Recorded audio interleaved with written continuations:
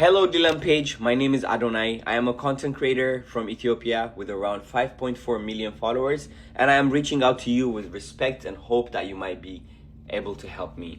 First, I want to say that I really appreciate the work you do. You built a platform where you speak about things that matter and you help creators and people around the world get attention for issues that deserve to be heard.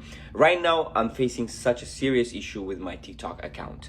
Over the past weeks, a large number of my videos have been removed for community guideline violations, including videos where I'm simply sitting down and speaking calmly to my audience.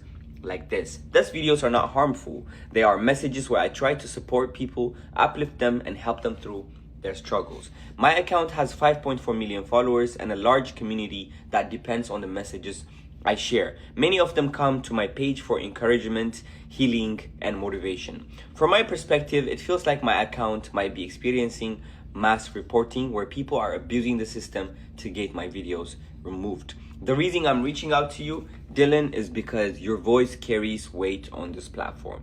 I'm not asking for anything unfair. I'm simply asking for a fair manual review of my account so that TikTok can see what is really happening.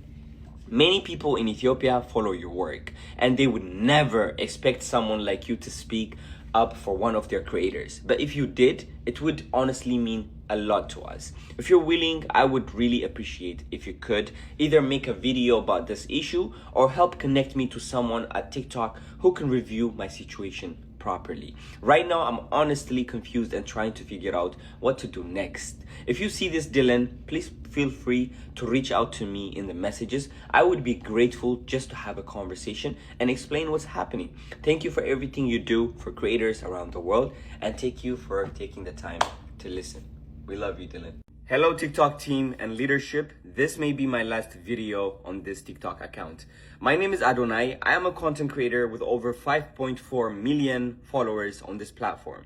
Today I am making this video with respect, honesty, and concern. Over the past period, my account has received an unusual and overwhelming number of community guideline violations, resulting in many of my videos being removed. Some of this removal involved videos where I'm simply sitting down and speaking calmly to my audience about life, growth, healing, and personal experiences. When a video of someone sitting down speaking with love, patience, and guidance gets labeled as a community guideline violation, it raises a serious question about the accuracy of the report and moderation system. TikTok is not just entertainment for me. For millions of people who follow me, TikTok is a place where they come to feel understood, encouraged, and supported. My platform has become a space where people share their struggles, find motivation, and feel less alone in their lives. Because of that, the recent wave of removals has been extremely concerning. From my perspective, it appears that my account may be experiencing coordinated mass reporting, where individuals are abusing the reporting system to trigger automated moderation actions. At the level of influence and audience that my account has reached, I understand that criticism and attention will come with it. I accept that responsibility. However, I believe that creators at this level deserve fair moderation and manual human review, especially when automated systems may be triggered unfairly. This platform has allowed me to connect with millions of people around the world, and I have always tried to use that influence responsibly, respectfully, and positively. Today, I am respectfully requesting two things from TikTok leadership. First, a full manual review of my account and recent content removals to determine whether these actions were triggered by mass reporting or automated moderation errors. Second, consideration for account verification, which would help establish authenticity and reduce the risk of bad actors manipulating the reporting system against legitimate creators. This is not just about me. This is about ensuring that creators who use this platform to educate, uplift, and positively influence others are treated fairly by the system. To the TikTok team and leadership, I believe in this platform and the community we have built here. That is why I'm speaking up. And to my supporters and followers who see this video, if my content has ever helped you, encouraged you, or made you feel less alone, I invite you to respectfully share your voice in the comments so that TikTok leadership can see how much this community means to people. Thank you to everyone who continues to support the positive use of this platform, and thank you to the TikTok team for taking the time to review this video. Thank you. Guys, እንግዲህ አሁን ወደዚህ ስመጣ በጣም ደብሮኝ ነው። የቲክቶክ አካውንት በብዙ ፈተና እያለፈ ነው ያለው። ኦልራይት፣ ከዚህ በፊት አንድ ቪዲዮ በእንግሊሽ ሰርቻለሁ ለቲክቶክ ሲኢኦ እና ለቲክቶክ ቲም ማለት ነው፣ መልእክት እያስተላለፍኩኝ አካውንቴ ላይ ምን እየደረሰ እንደሆነ። ትናንትና የለቀቅኳቸው ቪዲዮዎች በአጠቃላይ ቫዮሌሽን ብለው ወርደውብኛል ማለት ነው።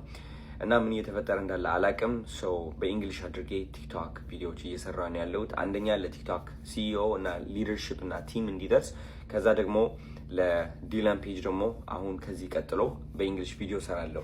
አንድ ነገር እንድታደርጉልኝ እፈልጋለሁ።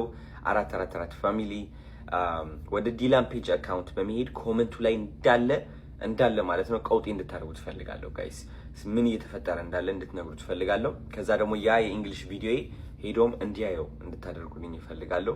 ከዛ በራሱ አካውንት ቪዲዮ እንዲሰራ ማለት ነው፣ በእንግሊሽ ቪዲዮ እንዲሰራ ማስተማር ካለበት እኔን እያስተማረ ወይም ደግሞ ለቲክቶክ ደግሞ በደንብ ለብዙ ሰዎች እያጋራ ምን እያጋጠመኝ እንደሆነ እንዲታወቅ ማለት ነውና ጋይስ ዲላን ፔጅ አካውንት ላይ በመሄድ ኮሜንት ላይ ጻፉለት። እስኪ ቀውጤ እናድርገው፣ ሌላ ኮሜንት እንዳያይ እናድርገው፣ ቀውጤ እናድርገው። ሁሉም ቪዲዮዎች ላይ እየገባን ኮሜንት እናድርግ። ፕሊዝ ቢ ቮይስ ፎር ብላችሁ የኔ አካውንት ታግ አድርጉለት፣ አዶናይ ማዳ 444 የሚለው ማለት ነው። ይህ አካውንት ከመጥፋቱ በፊት ማለት ነው። እወዳችኋለሁ። 444 ፋሚሊ ራይት። አዶናይ ቪዲዮዎቹን አይታችሁ የአዶናይ ቪዲዮዎች የተመቻችሁ ሰዎች ካላችሁ ማለት ነው አሁን በጣም ነው የምታስፈልጉኝ። እኔ ትናንትና አካውንቴን ዲአክቲቬት አድርጌው ነበር። ምክንያቱም እባክህ ዲአክቲቬት አድርገው ባን ሊሆንብህ ይችላል ይህ ቲክቶክ አካውንት ተብዬ ማለት ነው። እውነታቸው ነው፣ ውሸት አይደለም። አሁንም ይህ አካውንት ባን ሊሆን ይችላል። ስለዚህ ባለኝ እድል ተጠቅሜ ባለችኝ ደቂቃ ሰዓት ተጠቅሜ የምችለውን ያህል ተናግሬ ባን ቢደረግ ይሻለኛል። ኦኬ ሶ ልንገራችሁ፣ አሁን እየደረሰብኝ ያለው ነገር እንዳለ ቪዲዮዎቼ እየወረዱ ናቸው። ቫዮሌሽን እያለ ያለ ምንም ጥፋት እንደዚህ ቁጭ ብዬ እናንተን እየመከርኳችሁ እንዴ ነው ቫዮሌሽን ሊሆን የሚችለው? ዲሲ ገብቻለሁ ብዬ ያ እያልኩኝ እንዴ ነው ቫዮሌሽን ሊሆን የሚችለው? እንዴ ሰው እየሰደብኩ ነው? ሰው እየመታው ነው ወይ? ምን አይነት ስህተት ነው ያጠፋሁት? አይ ዶንት አንደርስታንድ።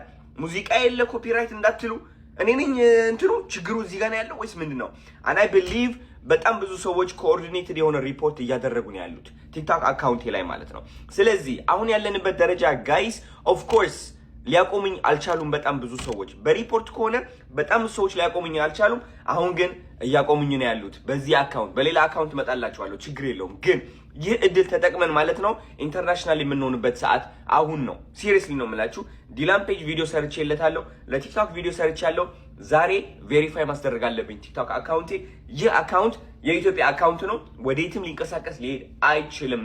እኔ ደግሞ ባለኝ አቅም ተጠቅሜ ባለኝ የቋንቋ እውቀት ተጠቅሜ ያለችኝ የቋንቋ እውቀት ተጠቅሜ የቲክቶክ አካውንት ማዳን እፈልጋለሁ። ስለዚህ እናንተ ደግሞ እንድታግዙኝ የምፈልገው ሁላችንም ተሰብስበን አሁን ወደ ቲክቶክ አካውንት እንሄዳለን። ወደ የቲክቶክ ሲኢኦ ታግ አድርገዋለሁ ከዚህ በታች ወደ እሱ እንሄዳለን። ወደ ዲላን ፔጅ እንሄዳለን። ሁላችንም ኮሜንታቸው ላይ ገብተን ማለት ነው የኔ አካውንት ታግ እናድርገው። ፕሊዝ ቢ ቮይስ ፎር አዶናይ። ሁላችንም ብንቅርቅርቅርቅር እናድርገው። በቃ ሊትራሊ ነው የምላችሁ። ኮሜንታቸው ላይ ገብተን እሱ ብቻ እንዲያዩ እናድርግ። በቃ ኮሜንታቸው ላይ ነው የምናጨናንቀው። ይህ አካውንት ባን ቢሆንም አይ ዶንት ኬር፣ በራሳቸው እንደሚይዙት እርግጠኛ ነኝ። ዛሬ ግን የአካውንት ቬሪፋይ አስደርጌ መመለስ አለብኝ። ትልቅ ታሪክ መስራት አለብኝ። I don't care bro, I'm tired man. Guys, ዲላን ፔጅ ማለት ነው 18 ሚሊዮን 700,000 ፎሎወሮች አሉት። 20 ሚሊዮን ፎሎወር እንደማደርሰው በመሴጅ ቃል ገብቼለታለሁ። ይህ ደግሞ ምን ያግዘኛል መሰላችሁ? አንደኛ ወደ ኢነር ሰርክሉ እንድገባ ያግዘኛል፣ which is ከብዙ ቲክቶከሮች ጋር ኮኔክት ያደርገኛል። ሌላ ነገር ደግሞ ምንድነው ከቲክቶክ ሄድኳርተር ከሚያውቃቸው ሰዎች ጋር ኮኔክት ያደርገኛል ማለት ነው። ወንድማችሁ ቬሪፋይድ ይሆናል፣ ወንድማችሁ ኢንተርናሽናል ይሆናል። ስለዚህ እኔ ብቻዬን እንግዲህ አቅም የለኝም፣ ከእናንተ ጋር ነው አቅሜ። ሁላችንም አንድ ስለሆን ነው፣ አንድ ሆነን ስለምንራመድ ነው የፈለግነው ነገር የምናሳካው አይደል እንዴ? ስለ ጋሽ ሰለሞን፣ ለሱራፌል ተካ፣ ለዘማሪ ገብረ ዮሐንስ ይህ ሁሉ ነገር ማሳካት የቻልነው እኔ ብቻ አይደለሁኝም። እኔ ዝም ብዬ ድምፅ ሆንኩኝ እንጂ እናንተ ናችሁ ከጀርባ ሆናችሁ ከሀሳቤ ጋር ተስማምታችሁ ይህ ተአምር የፈጠር ነው። አሁን ደግሞ ሌላ ተአምር መፍጠር እንችላለን። ያለንን ፋን ቤዝ ያለን አብሮነት ተጠቅመን ማለት ነው የማንደርስበት ደረጃ የለም፣ የማንደርስበት ሰው የለም፣ የማናሳካው ነገር የለም። ስለዚህ ጋይስ ከጎኔ እንድትሆኑ ፈልጋለሁ። አሁን በእናታችሁ I need you so much። ዛሬ ቬሪፋይድ መሆን አለብኝ። we're going to be international። ወንድማችሁ ዝግጁ ነው። I am ready ያልኳችሁ ነው። አሜሪካ መጥቻለሁ። ዋሽንግተን ዲሲ ነው ያለሁት። በጣም ታላላቅ ቲክቶከሮች አሜሪካ ውስጥ ይገኛሉ። ስለዚህ ከነሱ ጋር ኮላብ ማድረጌ አይቀርም። እየመጣው ነግራችኋለሁ። እኛ በምንድን ነው የምናሳምናቸው ትልቅ እንደሆን ፎሎወራቸው እናስጨምረዋለን እንዲደነግጡ ማለት ነው። ኦኬ ስለዚህ ዲላን ፔጅ 18 ሚሊዮን 700 ሺህ ፎሎወሮች አሉት። 20 ሚሊዮን ፎሎወር እናድርሰው። ይህ እንግዲህ ኦፊሻል ቻሌንጅ ነው።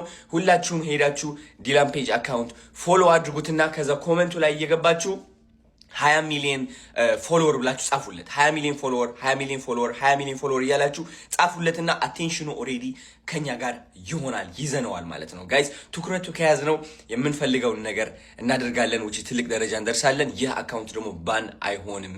እወዳችኋለሁ በጣም። ሌትስ ጎ we're going to be international today። የምን አባቱ መተኛት የምን አባቱ መደበቅ ነው። እንወጣለን፣ እንናገራለን። we're going to speak up for what's right። I love you።